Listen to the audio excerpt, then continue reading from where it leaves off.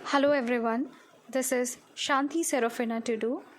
आज हम लोग महान वैज्ञानिक जगदीश चंद्र बोस के बारे में देखेंगे। सर जगदीश चंद्र बसु भारत के प्रसिद्ध वैज्ञानिक थे जिन्हें भौतिकी, जीव विज्ञान, वनस्पति विज्ञान तथा पुरातत्व का गहरा ज्ञान था। वे पहले वैज्ञानिक थे जिन्होंने रेडियो और सूक्ष्म तरंगों की प्रकाशिकी पर कार्य किया। वनस्पति विज्ञान में उन्होंने कई महत्वपूर्ण खोजें की। साथ ही वे भारत के पहले वैज्ञानिक शोधकर्ता थे। वे भारत के पहले वैज्ञानिक थे जिन्होंने एक अमेरिकन पेटेंट प्राप्त किया। उन्हें रेडियो विज्ञान का पिता माना जाता है। वे विज्ञान कथाएं भी लिखते थे और उन्हें बंगाली विज्ञान कथा साहित्य का पिता भी माना जाता है। उन्होंने अपने काम के लिए कभी नोबेल पुरस्कार नहीं जीता।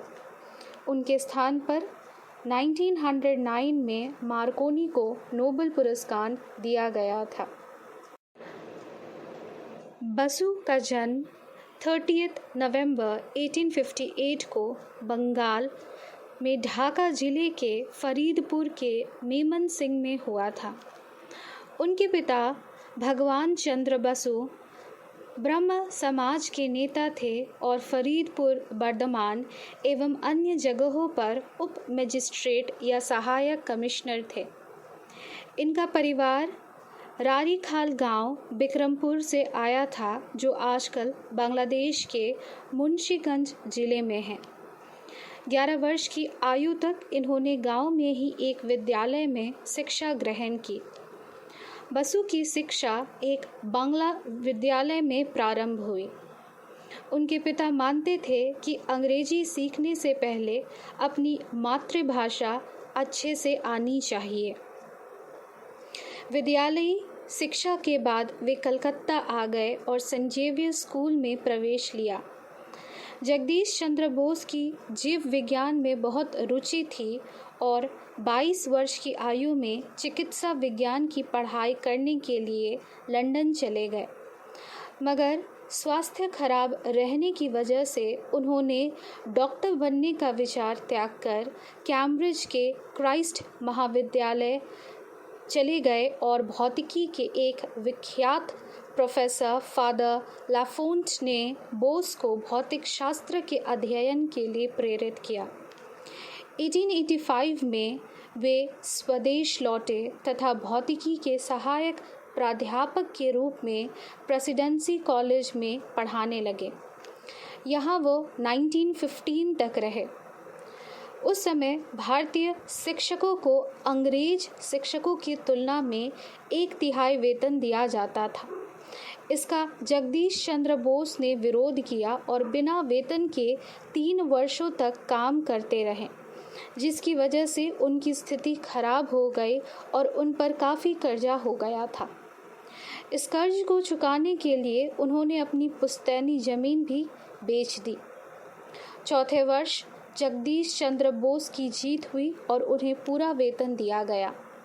बोस एक अच्छे शिक्षक भी थे जो कक्षा में पढ़ाने के लिए बड़े पैमाने पर वैज्ञानिक प्रदर्शनों का उपयोग करते थे। बोस के ही कुछ छात्र जैसे सत्येंद्र नाथ बोस आगे चलकर प्रसिद्ध भौतिक शास्त्री बने। रेडियो और सूक्ष्म तरंगों पर अध्ययन करने वाले जगदीश चंद्र बोस पहले भारतीय वैज्ञानिक थे। विभिन्न संचार माध्यमों जैसे रेडियो, टेलीविज़न, रडार, सुदूर संवेदन यानी रिमोट सेटिंग सहित माइक्रोवेव ओवन की कार्यप्रणाली में बोस का योगदान अहम है। आज पूरी दुनिया बोस को मार्कोनी के साथ बेतार संचार के पथ प्रदर्शक कार्य के लिए रेडियो का सह आविष्कारक मानती है। जगदीश चंद्र बोस का 2 महत्वपूर्ण क्षेत्रों में योगदान रहा है। एक और जहां उन्होंने बहुत छोटी तरंगें उत्पन्न करने का तरीका दिखाया, वहीं दूसरी तरफ हेनरिक हर्ट्ज़ के रिसीवर को उन्होंने एक उन्नत रूप दिया। बोस द्वारा आविष्कार की गई सूक्ष्म तरंगों की तकनीक पिछले कुछ दशकों में दुनिया भर में विभिन्न क्षेत्रों में सफलतापूर्वक प्रयोग की जा रही है। कुछ समय पूर्व जब ये साबित हुआ कि मार्कोनी के वायरलेस या बेतार रिसीवर का आविष्कार जगदीश चंद्र बोस ने किया था, तो ये जानकर सभी हैरान थे। बहुत कम लोग जानते हैं कि मार्कोनी ने इस रिसीवर का एक संशोधित वायरलेस यंत्र उपयोग किया था जो मर्करी ऑटो कोहेरर था। इसी से पहली बार वर्ष 1901 में अटलांटिक महासागर के पार बेतार संकेत प्राप्त हुआ था। मार्कोनी के प्रदर्शन से पहले ही वर्ष 1885 में बोस ने रेडियो तरंगों द्वारा बेतार संचार का प्रदर्शन किया था। इस प्रदर्शन में जगदीश चंद्र बोस ने दूर से एक घंटी बजाकर बारूद में विस्फोट कराया, जो तरंगों की ताकत का एक नमूना ही था। बोस ने ऐसे यंत्र का निर्माण किया जिससे 25 किलोमीटर से 5 मिलीमीटर तक सूक्ष्म तरंगें उत्पन्न की जा सकती थी।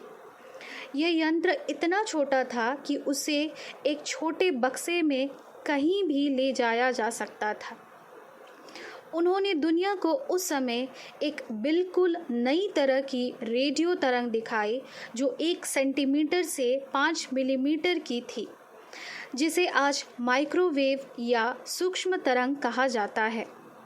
बोस ने ही सबसे पहले दर्शाया था कि विद्युत चुंबकीय तरंगें किसी सुदूर स्थल तक हवा के सहारे पहुंच सकती है। ये तरंगें किसी क्रिया को दूसरे स्थान से नियंत्रित भी कर सकती है। उनकी यही धारणा बाद में रिमोट कंट्रोल सिस्टम का सैद्धांतिक आधार बनी। उनके उल्लेखनीय कार्यों के लिए institute of electrical and electronic engineers ने जगदीश चंद्र बोस को अपने वायरलेस हॉल ऑफ फेम में सम्मिलित किया है। 19वीं सदी के अंत तक जगदीश चंद्र बोस की शोध रुचि विद्युत चुंबकीय तरंगों से हटकर जीवन के भौतिक पहलुओं की ओर होने लगी। उनका मानना था कि सजीव और निर्जीव या निष्क्रिय पदार्थों के रास्ते कहीं न कहीं आपस में मिलते जरूर है और इस मिलन में विद्युत चुंबकीय तरंगें महत्वपूर्ण भूमिका निभाती है। अपने इसी विचार के आधार पर बोस ने पादप कोशिकाओं पर विद्युतीय संकेतों के प्रभाव का अध्ययन किया। उनके प्रयोग इस तथ्य की ओर संकेत कर रहे थे कि संभवतः सभी पादप कोशिकाओं में उत्तेजित होने की क्षमता होती है। ठंडक, गर्मी, काटे जाने, स्पर्श और विद्युत के साथ साथ बाहरी नमी के कारण भी पौधों में क्रिया स्थितिज यानी एक्शन पोटेंशियल उत्पन्न हो सकती है। उनके इस चिंतन का आधार उनके द्वारा वायरलेस पर किया गया शोध था। उन्होंने जब देखा कि वायरलेस बार बार संकेत प्राप्त करते करते थक जाते हैं तो उनकी दक्षता में कमी आ जाती है। जीवों में भी ठीक ऐसा ही होता है। उन्होंने ऐसे संवेदनशील यंत्र बनाए जो पौधों में भौतिक, रासायनिक, यांत्रिक या विद्युतीय स्तर की अति सूक्ष्म जैविक क्रियाओं को भी दर्ज कर सकते थे। 1901 में बोस ने पौधों पर विद्युतीय संकेतों के प्रभाव का अध्ययन किया और इस कार्य के लिए उन्होंने ऐसे पौधों का चयन किया जो उद्दीपन से पर्याप्त रूपेण उत्तेजित हो सकते थे।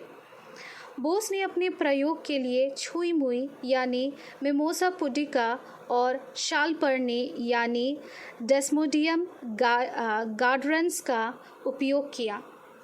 छुई मुई को लाजवंती भी कहते हैं। अगर इसकी पत्तियों को छुए तो वो एक दूसरे की ओर झुकने लगती है। बोस ने डिस्मोडियम गायरेंस के विद्युतीय स्पंदन को जीवों की रिकॉर्ड की गई हृदय गति से तुलना करने के लिए स्पंदन रिकॉर्डर का प्रयोग किया। एक अन्य अध्ययन क्षेत्र जिसे बोस को उत्तेजित किया था वो था पौधों के जड़ों से तने और पत्ते और फुंगियों तक पानी का ऊपर चढ़ना। पौधे जो पानी सोखते हैं उसमें अनेक प्रकार के कार्बन तथा अकार्बनिक तत्व भी होते हैं। ये जलीय मिश्रण का पौधों के ऊपर चढ़ना असेंट ऑफ सैप कहलाता है। पौधों की वृद्धि और अन्य जैविक क्रियाओं पर समय के प्रभाव के अध्ययन की बुनियाद जगदीश चंद्र बोस ने डाली थी, जो आज विज्ञान की एक शाखा क्रोनोबायोलॉजी के नाम से प्रसिद्ध है।